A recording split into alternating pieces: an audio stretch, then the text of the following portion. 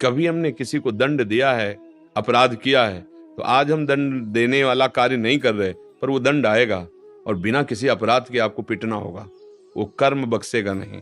बिना कर्म के कोई हमसे दुश्मनी नहीं कर सकता। सबका मूल कारण अज्ञान है। हमारे द्वारा भी अज्ञान से बहुत से ऐसे कृत्य हुए हैं।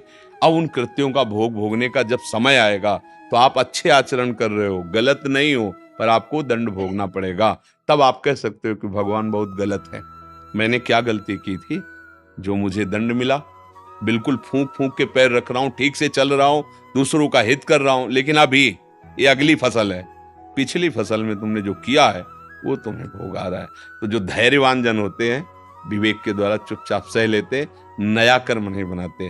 किसी ने प्रश्न किया था कल या परसों कि हम बहुत अच्छे चलना चाहते हैं, बड़ा अच्छा सुलझा हुआ उनका प्रश्न था, पर लोग, हम किसी को परेशान नहीं करते, पर लोग हमारे साथ ऐसा व्यवहार करते हैं कि हम दुखी हो जाते हैं। कल तो हमने कहा था सहना पड़ेगा, तो किसी ने कहा कि सहना नहीं, उठा उठा के पटक पटक के मारो उसको जो तुम्हारे साथ ऐसा करे। ठीक है, आपकी सलाह ठीक है।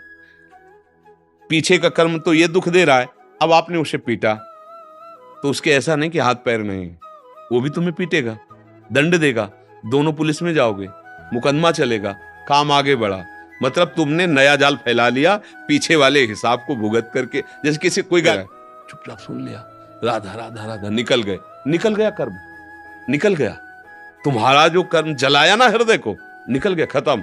अब लौट पड़े तुम, अब नई रचना कर रहे हो नए कर्म की, उसका भोग भोगना पड़ेगा। ज्यादा लड़ाई बन गई, मारपीट हुई, कहीं वो मर गया, अरे भाई कहीं भी लग जाए, अब जाओ आजीवन कारावास, नया कर्म, तुम्हें दंड देना। लोग समझते नहीं, उद्दंड स्वभाव होते ना, भाई सुलझना है तो सुलझो। हमें एक मिले थे जो 20 साल की सजा काट के आए थे, सैनपुर में गंगा किनारे थे। उन्होंने कहा कि पहले चोरी करता था, डकैती, आज फिर पकड़ा गया, फिर तो नाखून 20 साल बाद भी दिखा रहे थे कि ये बुरी हालत हमारी हुई। तो सजा, तो हमका वहां जेल में क्या होता है, कैसे? तो उनका, महाराज इतना दुखमय जीवन होता है कि 5 जूता रोज कोई सुबह गांव में मार ले, सह लेना चाहिए, पर जेल नहीं जाना चाहिए। वो ऐसा कह रहे थे उनका, अगर हमें 5 जूता कोई रोज मार ले तो हम सह जाएंगे, पर जेल नहीं जाना चाहिए, ऐसा। तो उनका अनुभव था, वो बता रहे थे। तो हमें चाहिए कि अगर हमें कोई गाली दे रहा है तो मेरा निपटारा हो रहा है, अंदर जो जलन हुई ना, तो वो ताप जो प्रकट हुआ वो आपके पाप को नष्ट कर रहा है, जला रहा है। अब नया कर्म मत करो तो मुक्त होते चले जाओगे, पर अपना स्वभाव ऐसा है कि नया कर्म करके ही रहते हैं।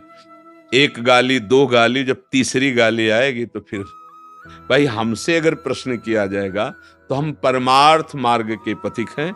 आपको परमानंद की प्राप्ति, आपको जीवन मुक्त होने बताएंगे। हाँ, वो उस जगह आप सह गए, लेकिन किसी बहन बेटी की तरफ कोई बर्ताव कर रहा है, किसी असमर्थ को कोई सता रहा है, आप नहीं चुप बैठेंगे। समझ रहे ना? हमें गाली दिया, हम सह जाएंगे, हमें धक्का मार के भी चले जाओगे, हम सह जाएंगे। लेकिन हमारी दृष्टि में यदि आया कि किसी माता बहन को या किसी असहाय असमर्थ को तुम, फिर हम नहीं चैन से रहेंगे। क्या हुआ? अब धर्म की बात आ गई, परहित की बात आ गई, अब आपकी विजय होगी। अपने सुख दुख को सह करके दूसरों के दुख निवारण के लिए हम चले तो हमारा स्वरूप अच्छा रहेगा। अब यहां क्या है, हम दूसरों को दुख देकर खुद सुखी हो सकते हैं। अगर दूसरा कोई पीटा जा रहा है तो पीट करके निकल जाएंगे, ये आसुरी प्रवृत्ति है, ऐसा नहीं। फिर संतों के पास आने का मतलब क्या रह गया है? हमें तुम गाली दोगे, सह लाएंगे, लेकिन जहां ऐसी परिस्थिति होगी वहां हमारा ये काम नहीं करेगा, वहां अहिंसा परमो धर्मा नहीं होगा। गली में वो आदमी एक महिला को पीट रहा है और मार भी डाल रहा है और 4 लोग वहां से निकल के जा रहे हैं, और वो देख रहे हैं, और हो सका तो बगल से वीडियो बना लेंगे और निकल जाएंगे। वाह भाई, क्या मनुष्यता आ रही है तुम में, क्या तुम्हारे अंदर बल बुद्धि आ रही। नहीं, वो आपके परिचय की नहीं है, आपका कोई संबंध नहीं, इसलिए ऐसा नहीं। हमारी मनुष्यता का तो परिचय है। भगवान ने हमें जितना बल दिया हम उसकी रक्षा करेंगे, असहाय को, असमर्थ को, वयोवृद्धों को, ऐसे सहने के लिए हम सह जाएंगे। हमें तुम गाली दो, सह जाएंगे। हमारा तुम अहित करो, हम तुम्हारा अहित नहीं करेंगे। लेकिन धर्म की बात जहां आ गई वहां फिर ये कायरता कही जाएगी, ये कि आप बलवान होते हुए निर्बल की रक्षा के आपका सहयोग होना चाहिए था, वहां बात ऐसे है। अगर कोई आपको सताना चाहता है तो आपके और उसके बीच में भगवान भी है, निश्चित समझिए। भगवान रक्षक है, वो कृपालु है, वो ऐसा हिसाब लगा देंगे कि अपने आप ठीक हो जाएगा।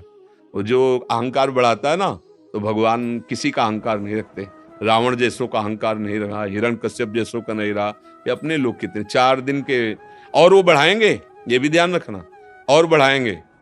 जब बल्ब अपने पावर से ज्यादा जलने लगे तो प्रसन्न होने की जरूरत नहीं है, वो फ्यूज होने जा रहा है। 0 वाट में जब ज्यादा पावर तुम्हें दिखाई देने लगे तो जान लेना फ्यूज होने वाला है। जब कोई अभिमानी ज्यादा आतंक मचाने लगे तो जान लेना फ्यूज होने गया इसका, क्योंकि वो सर्वशक्तिमान ऐसी जगह अपने आप उसका नशा हिरन हो जाएगा। अपने को सह जाना चाहिए, पर दूसरों को जब कोई कष्ट दे रहा हो तो अपने को 1000 हाथों वाला समझना चाहिए और फिर बचाने के लिए कूद पड़े। प्राण भी चले जाएंगे तो भगवत प्राप्ति होगी। परहित सरिस धर्म नहीं भाई, शास्त्र सिद्धांत है।